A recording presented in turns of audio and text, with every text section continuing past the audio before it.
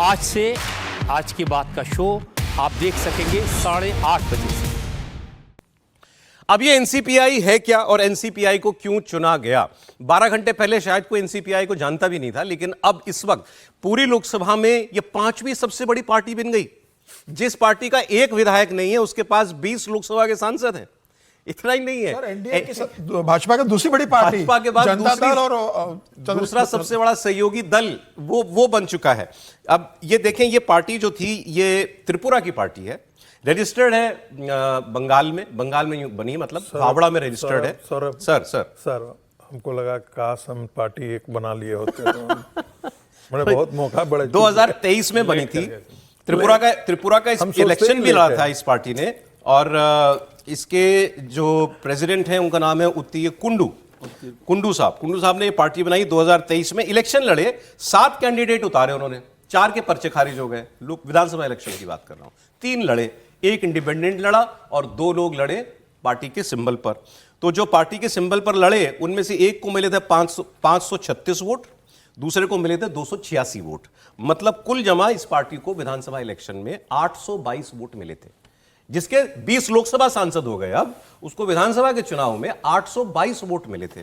तीसरा candidate independent उतरा था, तो उसको भी 376 मिले। चलिए वो भी जोड़ दीजिए इसमें, हालांकि वो सिंबल पे नहीं लड़ा था, तो मतलब उसके अपने वोट थे, तो वो टोटल हो जाता है 1198 वोट।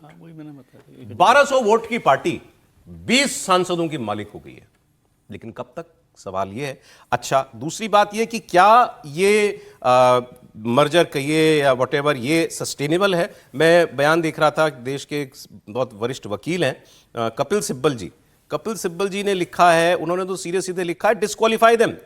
कोई ये तो इसमें कोई इस कदम में कोई दम ही नहीं है। वो कह रहे हैं कि TMC rebels will merge with NCPI. Indian democracy has become theater of the absurd. A joke, ये मजाक है।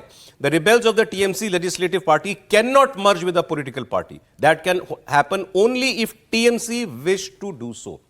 और यही बात जनरल सेक्रेटरी जो TMC के अभी हैं अभिषेक बैनर्जी, उन्होंने लोकसभा स्पीकर को चिट्ठी लिख करके कहा है, और उन्होंने कहा है कि ये फैसला हम कर सकते हैं, मतलब पार्टी करेगी ये फैसला कि हमें मर्ज करना है कि नहीं करना है। ये 2/3 सांसदों वाली बात बाद में आती है, लेकिन ये अगर मूव करना है तो ये हम करेंगे पहले। जी सर, अभी बताइए, ये वैसे तो सारी इसकी लीगल पहलू देख लिए गए होंगे, लीगल पहलू देख लिए होंगे, और अब कितना समय बचा है? 2-3 साल में थोड़ी कोई फैसले होते हैं।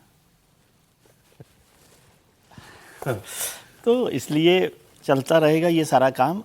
और मतलब वैसे तो मजाक है, वो कपिल सिब्बल साहब दूसरे कारणों से बोल रहे हैं, लेकिन इसको कैसे दिया जाए लीगल तरीके से? आप कुछ कह लें कि ठीक है NCPI में आप शामिल हो गए, लेकिन अब बिना जिसकी पार्टी के कोई MLA नहीं है, जिसको 800 वोट मिले, उसके पास 20 MP हैं। लेकिन अभी तो पंजाब में भी हुआ, 2 MLA वाली पार्टी के 7 MP हो गए, 7 राज्यसभा सांसद हो गए। तो ये सब कुछ चल रहा है। अब स्पीकर कैसे भूमिका निभाते हैं, आगे क्या होता है, ये सब महत्वपूर्ण है। और इतना तो है कि उन्होंने सब ये काम लीगल तरीके से स्पेस देखकर किया है कि ये क्या हो रहा है, क्या नहीं हो रहा है, क्यों जरूरत है, वो भी देख लिया उन्होंने।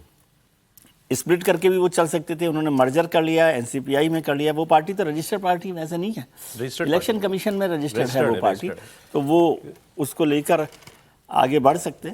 और अब सर इसमें फैसला तो स्पीकर साहब को करना है। इसमें 1-2 सवाल है, मतलब मेरे भी मन में ये बात है कि ये तरीका क्यों ढूंढा गया? ये सांसद तो कह रहे थे कि हम अलग गुट हैं, हम असली TMC, हम अलग गुट हैं, व्हाटएवर। वो कह रहे थे कि हमको अलग ग्रुप की मान्यता दे दी जाए, तो अलग ग्रुप में वही है ना, स्प्लिट के साथ एक स्पेस उस रास्ते नहीं गए। उन्होंने अभी पार्टी भी क्लेम नहीं की है। इसका जो एक वजह सामने बताई जा रही है वो ये कि लोकसभा के पार्लियामेंट के मॉनसून सेशन में बीजेपी गवर्नमेंट 3-4 बड़े बिल लाने वाली है, जिसमें वुमेन्स रिजर्वेशन, डिलिमिटेशन, ये तो होंगे ही होंगे, अब ये मानकर चला जा रहा है।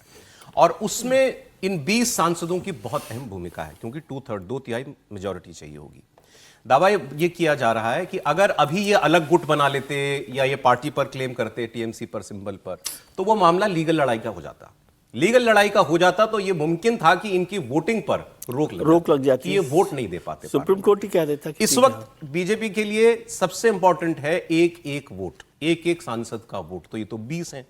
तो ये रास्ता इसलिए ढूंढा गया कि अभी फिलहाल आप मर्जर किसी एक अलग पार्टी में कर लो, वोटिंग हो जाए, उसका वो काम पूरा हो जाए, उसके बाद फिर अगला कदम जो सुदीप बंदोपाध्याय बता रहे थे, आप पार्टी क्लेम करेंगे, फिर वो इलेक्शन कमीशन के पास लड़ाई जाएगी, टीएमसी ममता बनर्जी उसको सुप्रीम कोर्ट लेकर के जाएगी, फिर वो लंबी बात हो जाएगी। जी समीर जी, लेकिन अनूठा प्रयोग है ये, निश्चित रूप से बहुत अनूठा प्रयोग है। और मुझे लग रहा है कि भारतीय जनता पार्टी ने जब ये देखा कि इतनी बड़ी टूट टीएमसी में हो रही है, तो उन्हें कैसे ट्रांजिट रूट इस्तेमाल करवाया जाए, कैसे उन्हें सुरक्षित स्पेस दिया जाए। भारतीय जनता पार्टी के साथ होकर भी वो भारतीय जनता पार्टी के नहीं है, उन्हें एक आवरण दे दिया गया है।